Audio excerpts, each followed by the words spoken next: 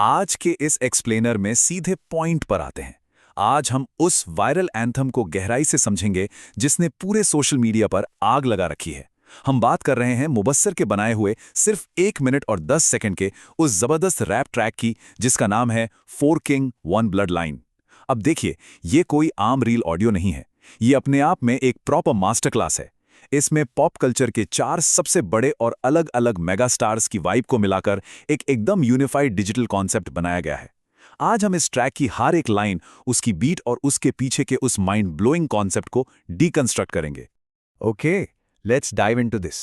शाहरुख का स्वैग, सलमान का दम, हनी सिंह का फ्लो, सिद्धू दा गन। ये लाइंस सिर्फ गाने की शुरुआत नहीं है, ये इस पूरे ट्रैक का सॉलिड बेस हैं।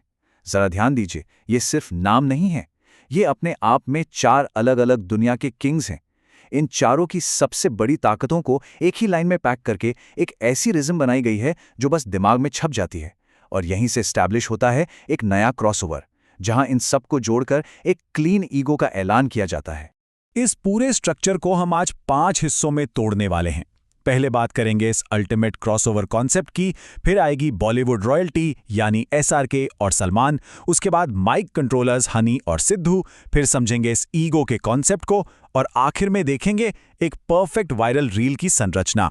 तो पहला भाग, सबसे बड़ा क्रॉसओवर कॉन्सेप्ट। यहां क्रिएटर यानी मुबस्सिर का जो विजन है ना, वो सच में कमाल है। 4 अलग-अलग किंग्स, लेकिन उनकी ब्लड लाइन एक कर दी गई है। और इस सब का फाइनल गोल क्या है? 1 क्लीन ईगो बनाना। ये सिर्फ इन सुपरस्टार्स की तारीफ नहीं हो रही, बल्कि ये इनकी एनर्जी, इनके रुतबे और इनके इम्पैक्ट को मर्ज करके एक बिल्कुल अनशेकेबल डिजिटल आइडेंटिटी बनाने का कॉन्सेप्ट है। जब इन 4 दिग्गजों की ताकत एक साथ मिलती है, तब जो आइडेंटिटी बनती है, उसका ईगो लेवल पूरी तरह से क्लीन और सुपर कॉन्फिडेंट होता है। अब आते हैं दूसरे हिस्से पर, बॉलीवुड रॉयल्टी, जहां बात होती है एसआरके और सलमान की। पहले वर्स में हमें इंडियन सिनेमा की 2 सबसे पावरफुल लेकिन बिल्कुल ऑपोजिट एनर्जीज का टकराव देखने को मिलता है। एक तरफ शाहरुख खान है, रोमांस, वो आइकॉनिक डायलॉग्स और आंखों में एक आग। और ठीक उनके सामने आते हैं सलमान खान, वो फियरलेस दबंग एंट्री, वो वांटेड वाला स्टाइल जिसे देखकर ऑफेंडर्स भी खौफ खाएं। ये दोनों लिटरली इंडियन सिनेमा के 2 अलग हिस्से हैं। एक चमक और आकर्षण है, तो दूसरा रॉ ताकत और एक्शन। और इन लिरिक्स की डिटेलिंग देखिए, दिल वाले का बेटा, वांटेड वाला स्टाइल। एक बार जो कमिट किया, ये लाइंस सुनते ही दिमाग में तुरंत उनकी मूवीज चलने लगती हैं। ट्रैक में स्पेसिफिकली पॉइंट आउट किया गया है कि एसआरके को 6 पैक की जरूरत नहीं, उनके तो डायलॉग ही असर छोड़ने के लिए काफी हैं। वहीं सलमान के लिए भाईजान ट्रेंड की बात होती है, जहां कमिट करने के बाद लाइफ झक्कास हो जाती है। बहुत ही स्मूथली इन दोनों की सिनेमैटिक लेजेसीज को एक वर्स में उतारा गया है। तीसरा भाग, माइक कंट्रोलर्स हनी और सिद्धू। अब इस स्लाइड के बारे में सबसे इंटरेस्टिंग बात यह है कि सिनेमा से हम अब सीधा म्यूजिक की दुनिया में शिफ्ट हो रहे हैं। वर्स 2 में एक तरफ हनी सिंह की वो इन्फेक्शियस पार्टी वाइब है, ब्राउन रंग, लव डोज और वो बीट्स जो स्पीकर्स फाड़ दें, उनका हर वर्ड एकदम कूल है। लेकिन इसके ठीक विपरीत माइक पकड़ते हैं सिद्धू मूसेवाला। वो रॉ, जमीनी बगावत और ग्रेट, ठार जीप, गोल्ड चेन और जट्टी द ब्लड। ये एग्रेसिव वाइब हनी सिंह की पार्टी एनर्जी को एक परफेक्ट, थोड़ा सा रिबेलियस बैलेंस देती है। और इस ट्रैक में 295 का रेफरेंस लिटरली एक बहुत बड़ा लिरिकल मोमेंट है। 295 लिखा, दुनिया हिलाने वाला।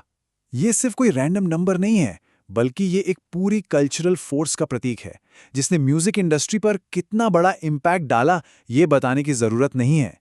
इसको ट्रैक में शामिल करना अपने आप में इस बात को दिखाता है कि उनकी लेखनी का वजन कितना ज्यादा है। और उसी इम्पैक्ट को इस अगली लाइन में एक्सप्लेन किया गया है, कलम मेरी बंदूक, शब्द मेरे स्टेन। यहां शब्दों को सीधे तौर पर एक हथियार की तरह ट्रीट किया गया है।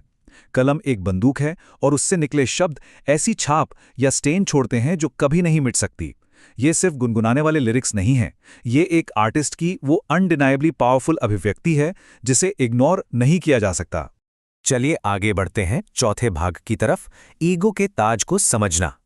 अगर इस ट्रैक के ब्रिज को विजुअली तोड़कर देखें तो ये एक परफेक्ट ब्लेंड है। एसआरके के खुले हाथ, सलमान का शेर दिल, हनी का रैप और सिद्धू का जेट फिल, इन चारों को बराबर यानी 25-25% के हिस्सों में बांटा गया है। जब ये सब बराबर मिलते हैं, तब बनता है एक नया चैप्टर, एक ऐसी तगड़ी एनर्जी जिसके लिए लिरिक्स यहां तक क्लेम करते हैं कि अब सर्च इंजिन्स यानी गूगल भी कांपेगा। ये चारों एलिमेंट्स एक दूसरे के बिना अधूरे हैं। अब यहां कॉन्सेप्ट थोड़ा घूमता है।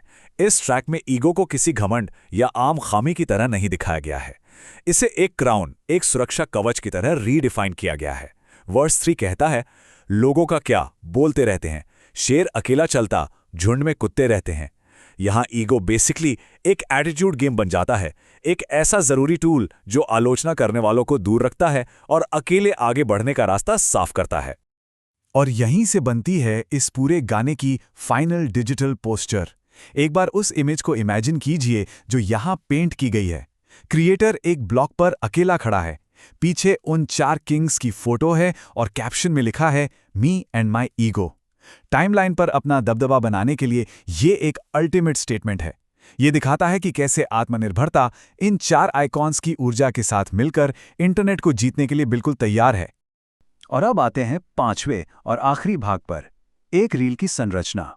तो सबसे क्रूशियल पॉइंट यहां पर यह नंबर है, 145। मेरा मतलब है 145 बीट्स पर मिनट की स्पीड।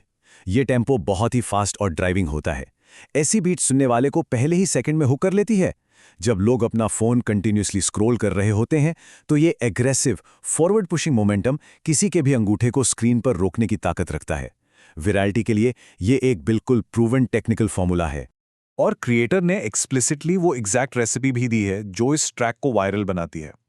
पहला, ट्रैक की लेंथ एग्जैक्टली 1 मिनट 10 सेकंड रखी गई है, ना ज़्यादा लंबा ना छोटा। दूसरा, इसमें ड्रिल और पंजाबी बीट का एक लीथल फ्यूजन यूज किया गया है। और तीसरा, वो इम्पैक्ट वाला ईगो बैकग्राउंड विजुअल। जब ये तीनों चीज़ें सिंथेसाइज होती हैं तो एक नॉर्मल पोस्ट एक फुल ब्लोन रील और स्टेटस एंथम में बदल जाती है। तो इस पूरे एक्सप्लेनर के बाद एक काफी इंटरेस्टिंग सवाल दिमाग में आता है। आज के इस एंडलेस स्क्रॉलिंग के जमाने में क्या अलग-अलग पॉप कल्चर आइडल्स की आभा को आपस में मर्ज करना ही अल्टीमेट डिजिटल आइडेंटिटी बनाने का रास्ता है?